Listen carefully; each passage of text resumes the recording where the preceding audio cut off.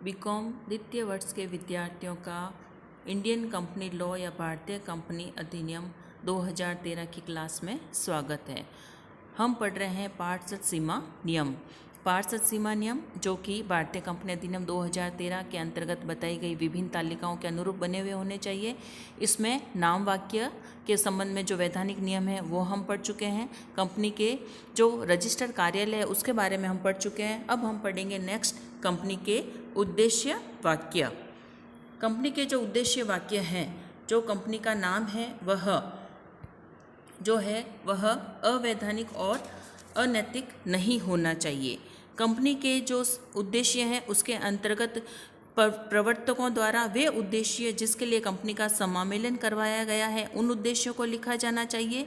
इसके अलावा अन्य कोई उद्देश्य या विषय जो इन उद्देश्यों को प्रोत्साहित करने के लिए आवश्यक है उनका भी उसमें उल्लेख किया जाना चाहिए। कंपनी ऐसा कोई भी कार्य नहीं करेगी जो उन्होंने अपने उद्देश्यों में लिखा नहीं है। यदि कोई कंपनी अपने उद्देश्यों के परे जाकर कोई कार्य करती है तो वह कंपनी के उसके खिलाफ कंपनी के रजिस्ट्रार या कोई भी सदस्य कार्यवाही कर सकते हैं। कंपनी के उद्देश्य की रचना कंपनी के प्रवर्तकों द्वारा की जाती है। वह जो उद्देश्य है वह वैध होने चाहिए। कंपनी अधिनियम के जो प्रावधान है वह लोकहित व लोकनीति के विपरीत नहीं होने चाहिए।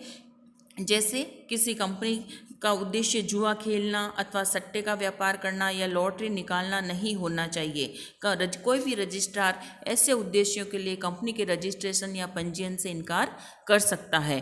कंपनी के उद्देश्य तैयार करते समय निम्न बातों का ध्यान रखना चाहिए। अवैधानिक व अनैतिक नहीं होने चाहिए। कंपनी अधिनियम के विरुद्ध उद्देश्य नहीं होने चाहिए। देश के किसी भी राजनियम के विरुद्ध उद्देश्य नहीं होने चाहिए। कंपनी के उद्देश्य लोकहिती तथा सार्वजनिक हित के विरुद्ध नहीं होने चाहिए। कंपनी के उद्देश्य स्पष्ट होने चाहिए। कंपनी के उद्देश्य में कंपनी के अधिकार नहीं लिखे होने चाहिए। कंपनी में कानूनी भाषा का प्रयोग किया जाना चाहिए जिससे उसके उद्देश्यों को उस अर्थ में ही समझा जा सके। कंपनी अधिनियम की व्यवस्थाओं के अनुरूप और उद्देश्य जो खंड होना चाहिए वो पूर्ण तथा विस्तृत होने चाहिए। अस्पष्ट या कठोर नहीं होने चाहिए। कंपनी के उद्देश्य सकारात्मक या नकारात्मक भाषा में भी लिखे जा सकते हैं। कंपनी के जो उद्देश्य हैं उसके अंतर्गत कंपनी के मुख्य और सहायक उद्देश्य या अन्य उद्देश्य हो सकते हैं। कंपनी के उद्देश्यों के अंतर्गत कंपनी उस राज्य या उन राज्यों के नाम भी देने पड़ते हैं जहाँ पर वो कार्य की जाएगी। कार्य क्षेत्रों का निर्धारण भी किया जाता है। कंपनी के उद्देश्य जो है वह निवेशकों की सुरक्षा को ध्यान में रखे होने चाहिए। ऋणदाताओं की सुरक्षा को ध्यान में रखकर होने चाहिए। आर्थिक केंद्रीकरण पर रोक लगाने वाले होने चाहिए। इसके अंतर्गत कंपनी उन्हीं वस्तुओं का निर्माण कर सकती है जो कंपनी के उद्देश्यों के अंतर्गत आते हैं। कंपनी अपनी स्वेच्छा से उद्देश्यों से बाहर कार्य नहीं कर सकती है। किसी भी कंपनी के पास आर्थिक केंद्रीकरण जैसे उद्देश्यों की रचना नहीं की जानी चाहिए। कंपनी के उद्देश्य ऐसे होने चाहिए कि संचालकों पर नियंत्रण रखा जा सके। यदि संचालक अधिकार सीमा के बाहर जाकर कार्य करते हैं तो कंपनी उन्हें व्यक्तिगत रूप से उत्तरदायी ठहराई जा सकती है। बाह्य पक्षकारों को कंपनी के साथ जो भी अनुबंध करने वाला व्यक्ति है बाह्य पक्षकार वह कंपनी के उद्देश्यों को पढ़कर ही उनके साथ व्यवहार करेगा। पार्षद सीमा नियम में लिखे गए उद्देश्यों में यह माना जाता है कि जो पक्षकार कंपनी के साथ अनुबंध कर रहा है उसने पार्षद सीमा नियम के अंतर्गत लिखे गए उद्देश्यों को पढ़ लिया है। कोई भी कंपनी यदि राष्ट्रीय हित के विरुद्ध कोई कार्य करती है तो रजिस्ट्रार ऐसी कंपनी का पंजीयन नहीं कर सकता है। जो उद्देश्य है वो विधि विरुद्ध अथवा राष्ट्रीय हित के प्रतिकूल नहीं होने चाहिए। अब है जो नेक्स्ट पार्षद सीमा नियम में उद्देश्य वाक्य के अंतर्गत जो खंड होता है वह है सदस्यों का दायित्व खंड। अंशों द्वारा सीमित कंपनी के सीमा नियम में ये लिखा जाता है कि कंपनी के सदस्यों का दायित्व उनके द्वारा धारित अंशों पर प्रदत्त राशि तक ही सीमित अदत्त राशि तक ही सीमित रहेगा।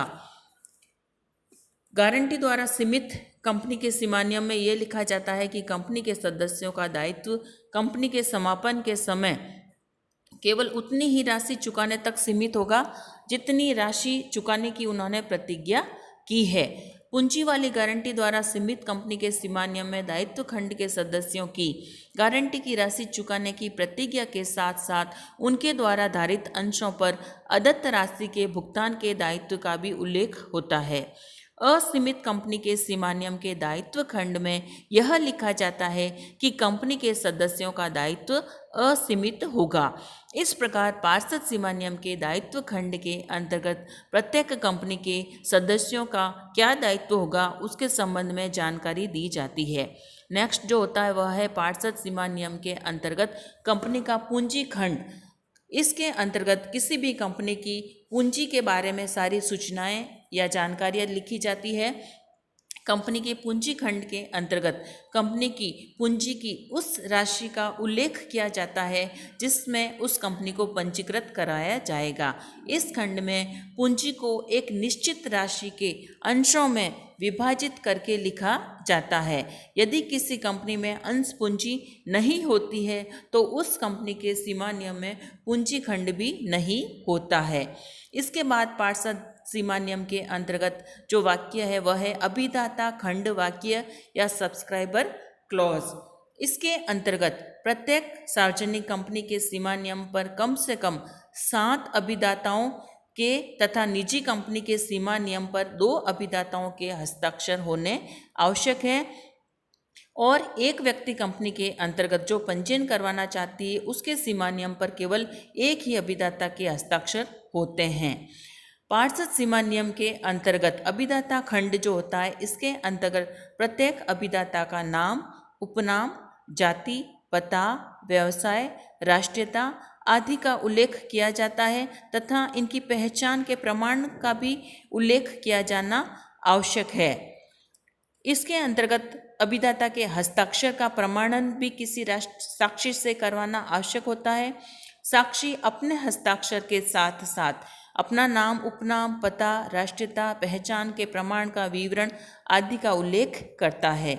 अंश पूंजी वाली प्रत्येक कंपनी के सीमा नियम के अभिदाता खंड में निम्न बातों का उल्लेख होता है। उन अंशों की संख्या जिनके लिए सीमा नियम का अभिदाता खंड वचन दिया जाता है।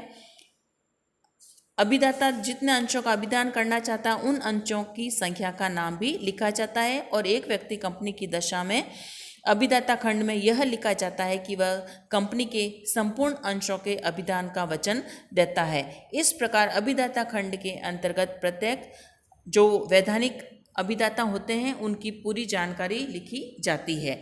नेक्स्ट जो है या लास्ट जो है वह है नामांकन खंड या नॉमिनेशन क्लॉज।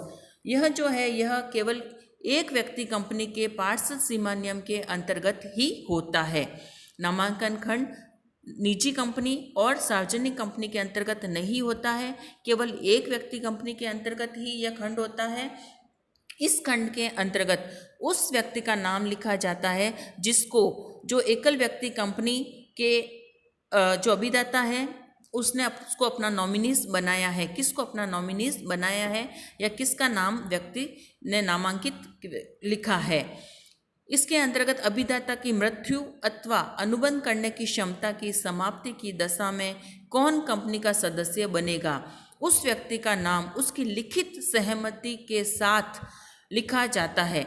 इस खंड में इस प्रकार से होता है कि श्रीमान रामलाल पुत्र श्यामलाल निवासी जोधपुर, आयु 35 वर्ष, कंपनी का एकमात्र सदस्य की मृत्यु अथवा अनुबंध करने के अयोग्य होने पर नामांकित होगा और उसकी लिखित सहमति इसके अंतर्गत होती है।